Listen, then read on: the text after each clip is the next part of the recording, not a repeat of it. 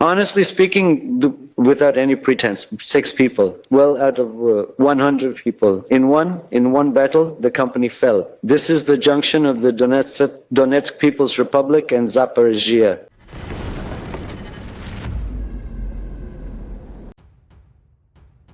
Another Russian flagship helicopter has gone with the wind. Russia has suffered another loss of combat aircraft. A KA-52 Alligator attack helicopter crashed. The incident was reported by Russian propagandist Fighter Bomber, who published an emotional post.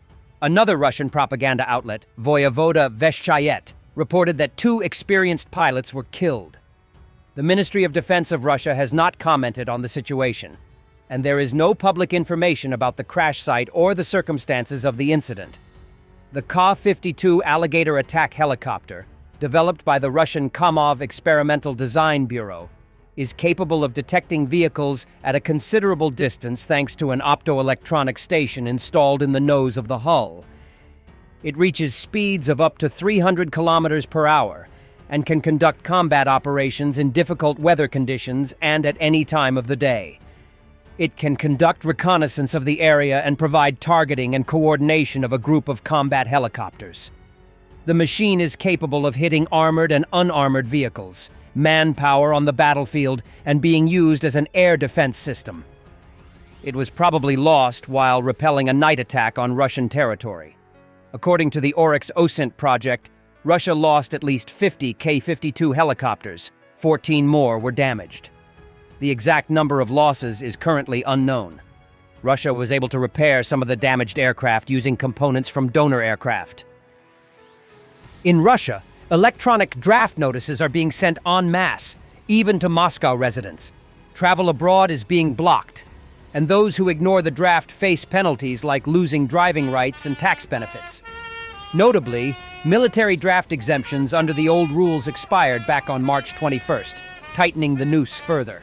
In Tatarstan, Chuvashia, Mari El, and Belgorod Oblast, one-time payments for citizens who sign a contract with the Russian Defense Ministry to participate in the war against Ukraine have been reduced. In Tatarstan, the amount has been reduced from 3.1 million rubles to 800,000 rubles, Kommersant reports. This is almost 4 times less, which significantly reduces the financial motivation for potential combatants. In Chuvashia, payments were reduced from 2.5 million rubles to 800,000 rubles. In Mari El, from 3 million to the same amount. In the Belgorod region, which borders Ukraine, they now offer only 500,000 rubles instead of the previous 800,000. According to the analytical project Russia, in the first half of 2025, federal and regional authorities spent more than 2 trillion rubles on recruiting and supporting the military. Of this amount, about 400 billion rubles were spent on contract bonuses, 865 billion on salaries, and another 765 billion on compensation to the families of the dead and wounded. Despite these costs, the number of people willing to serve is declining. According to Vazhnie Istory, from April to June 2025, only 37.9 thousand people signed a contract, the lowest number in 2 years. For comparison, in the second quarter of 2024, the number was 92,800. In the first half of 2025, 127,500 contractors received payments. A year ago, 166.2 thousand. This indicates a decline in the effectiveness of financial incentives that were previously actively used for mobilization. A Russian contract soldier complains that regular troops are sent to storm positions ahead of prisoners, who only arrive to secure them. He reports heavy losses reaching nearly a company in a single battle. Honestly speaking, without any pretense, 6 people. Well, out of 100 people. In one battle, the company fell. This is the junction of the Donetsk People's Republic and Zaporizhia. Novopol was stormed. A couple of months ago, my father was killed. I still can't handle it. Yes, my dad left, then I left. Well, they drove us all into the assault. Well, now it's mortar fire. Yes, I'll tell you, I'm a contract soldier. Yes, well, I signed a contract. Mobilized, I signed a contract. I went in as a contract soldier, and behind me came convicts securing positions. Whose is this? Is it normal or contract soldier? They have no criminal record, nothing damaged. When convicts came in after me. Russia's metallurgical industry is facing its worst crisis since the 1990s, Moscow Times reports. Due to plummeting demand, high interest rates, and collapsing output, steel plants are cutting staff and considering 4-day workweeks. Sanctions have wiped out a third of exports, and production is down over 10% year on year. Even the arms industry's demand can't offset the decline. Russian soldiers are stopped from retreating by the use of blocking units, which threaten or, if necessary, shoot retreaters to discourage others. This is risky work for the blockers too, as the story of a soldier named Ivan, call sign Angel, shows. Ivan's story, he is now dead, illustrates the dangers of being assigned to blocking duty. While some dedicated blocking units may exist, his story and that of another man, thread below, suggest that blocking is often done on an ad hoc basis. Ivan's widow Eva says that he was involved in evacuating the wounded and spent 2 days bringing a seriously injured colleague from the front line. He was then ordered to go back on combat duty, but refused because he was exhausted and went to sleep. In a video recorded before his death, Ivan says, "I've been here for over 2 days now. It's been 3 days since I've slept. I've had no strength at all. We get here, and the order is to get on motorcycles and move on.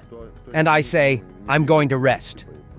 His deputy commander had threatened, "If you don't get up and go now, I'll declare you AWOL." False accusations of desertion have become a routine form of punishment, as being declared a deserter cuts off a soldier's pay. When Ivan awoke, he found that he had been assigned a new mission, likely as a punishment, to join other soldiers in a blocking squad, monitor those on the front line, and prevent them from fleeing their positions. He sent a video to his wife Eva complaining about it. He says that many of the soldiers refuse to follow orders and abandon their positions without permission out of fear of death. The guys simply can't go any further. Today, I sent a group of 6 people, and only 3 returned. There they sit, crying, "Fuck, we're scared, we're not going, we don't want to die," and so on.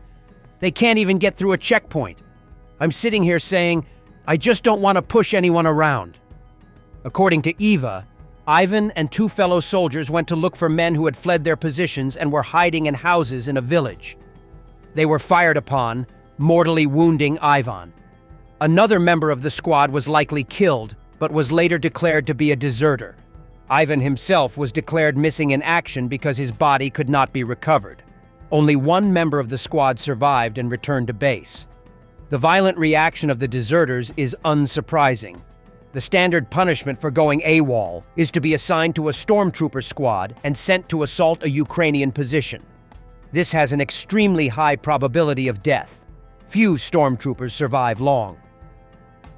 The attack on Ukraine's energy infrastructure left parts of Kyiv, Kharkiv, Sumy, and Poltava without power. A drone struck a residential building in central Kyiv. 9 injured. In Zaporizhzhia, a 7-year-old boy was killed. Emergency blackouts have been implemented in parts of Kyiv and Dnipropetrovsk regions following Russia's mass strike, DTEK reports. Power cuts are ongoing in Brovary and Borispil districts, while in Kryvyi Rih, rolling outages are underway. Critical infrastructure is switching to generators, according to local officials. Hungarian Prime Minister Viktor Orban has accused Ukraine of meddling in Hungary's politics, claiming Ukrainian intelligence infiltrated the TISA party and is providing tech support to allies aiming to gain power. We once said, the Russians are in the pantry. Now we must say, the Ukrainians are in your smartphone. We won't allow this, Orban declared. The Ukrainians are actively working for a change of government in Hungary. Their secret service is deeply involved here. Of course, we are following them and see what is happening. They have infiltrated Hungarian intellectual life, the Hungarian advisory world, and Hungarian political debates, and they have a party. The TISA is a pro-Ukrainian party, their party. Therefore, they will do everything to help the TISA party into government. They help them with everything. For example, they provide technological assistance at Takumte, such as developing capabilities for them that are truly necessary for successfully fighting an election campaign. This is the help they received. We Hungarians can only say that in the past we used to say the Russians are already in the pantry. Now we have to say that the Ukrainians are already in your smartphone. Thanks for watching, and don't forget to subscribe. Also, if you want to support Warthog Defense, please become our member and get early access to new videos, exclusive members-only videos, and become administrator in comment section. The membership link is in the description. Rescues every day. We had a guy last week, it's 6 rescues in 6 days.